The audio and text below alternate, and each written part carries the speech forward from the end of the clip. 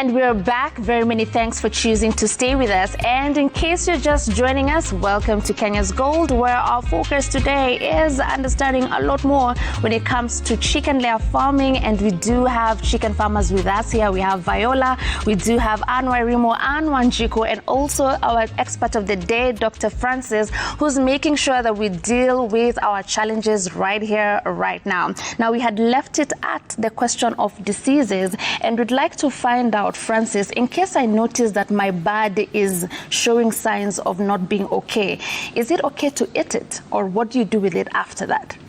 Okay, one, it's very important to invite a vet in the farm so that you'll be able to assess whether the disease or the bird that are sick, they'll be able to transmit the disease to the other birds. So that you'll be able to treat the other birds, and the birds which are already sick and they cannot actually recover, we recommend carrying. You actually kill them, bury them, or you burn them. All right. Okay. Kwako Viola, kuna swali ambalo labda ungependa kumuuliza daktari kuhusiana na prolapse. Okay, prolapse daktari, mara mingi hupatikana kwa wale kuku wenye wazee. Most of them, you find them when they are laying eggs, the cloaca comes out. Yeah. What should I do with that bird?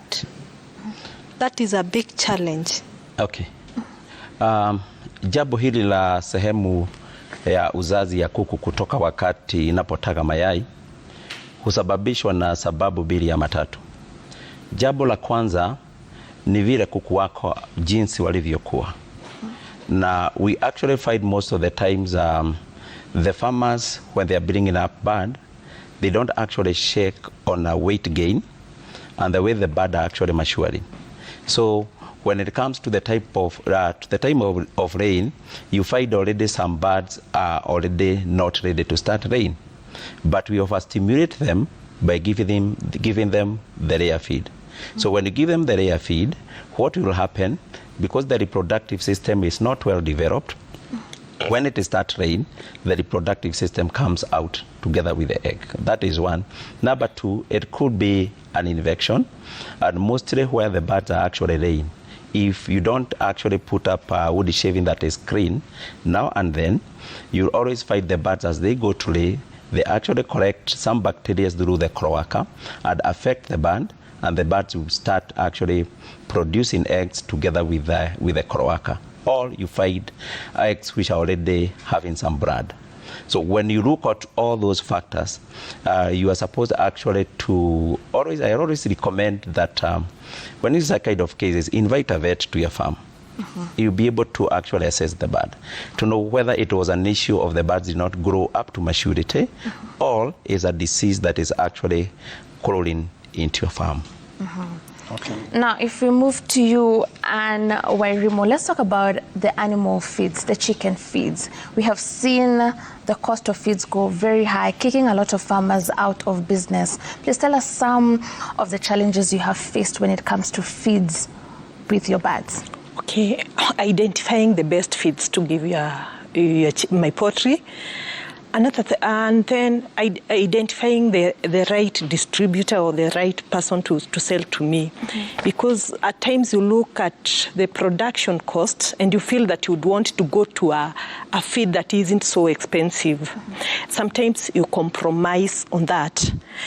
And that's one of the biggest.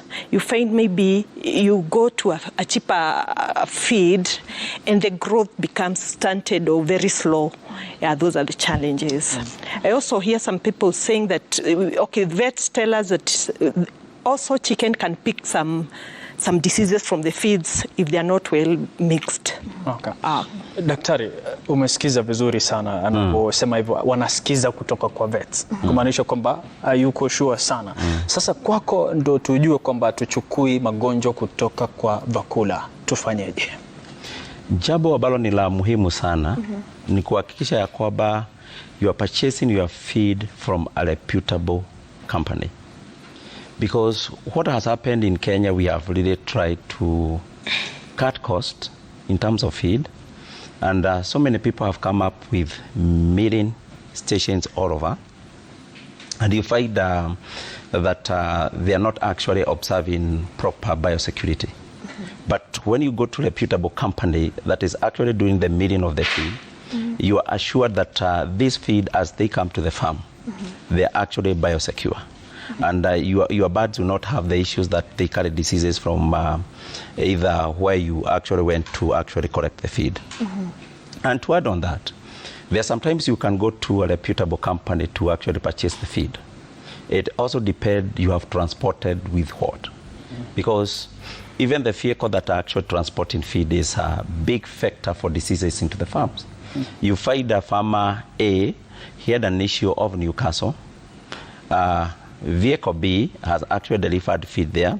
Then you go and hire vehicle B to come and deliver feed in your farm. Already the vehicle has carried those microorganisms to your farm, and you get a very great charge. So we are actually advising farmers to ensure that there is the protocol of disinfecting even the vehicle as they come to the farm, as they go out of the farm.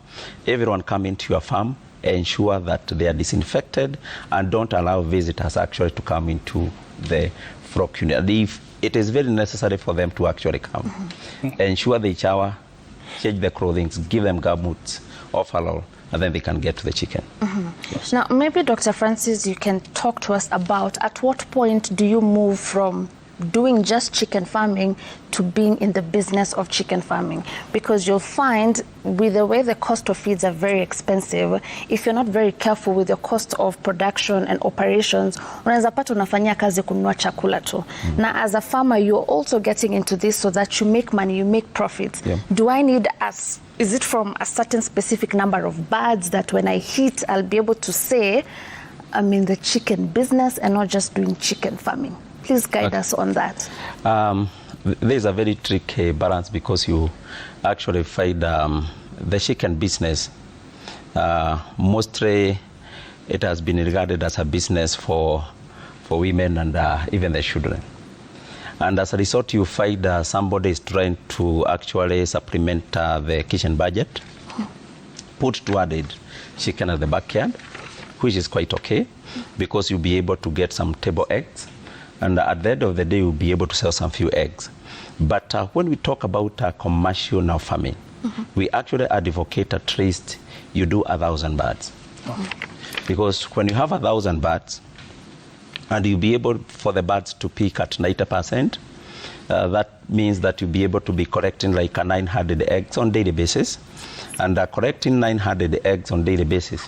And then you have a profit margin per egg of 2 shillings. Then you have 1,800 shillings. So at the end of the month, you have almost 50,000. At that time, we say that now you're in business of chicken. Okay. Yeah. Anwanjiku, kabla tuende katika mapumziko, wakati ulikuwa unahama kutoka kwa growers mash, uliona yai la kwanza, sio? Na ulipoona hivyo ukataka kuhama moja kwa moja kwa layers mash. Nieleze safari hiyo. Nilipatia mash grower for like 8 weeks. But when tukienda hizi seminars, tunaendanga seminars, they say between week 16 to week 20 unafaa kupata yai moja. At that point ndio hapo ndio utaacha kupatia growers and you shift to layers. So mimi niliona mayai ya kwanza, okay, this is my second lot. I've done a first lot, this is a second lot. This second lot nilipata mayai ya kwanza at 18 week. 18 week I gave them, niliwapatia growers, sikuacha, but nikamix na layers. Yeah. Daktari, tutarejea, tutazungumzia sana wakati kunafanyika hivyo kuhama kutoka kwa growers mpaka layers. Kuna hatari fulani ambayo ipo hapo, na vile vile utaeleza kwa undani sana kuhusiana na hilo. Mtazamaji, usikwende popote, atakaporejea basi itakuwa ni radhi kwako uelewe itakuwaje kama wewe ni mkulima ambaye anafuga kuku.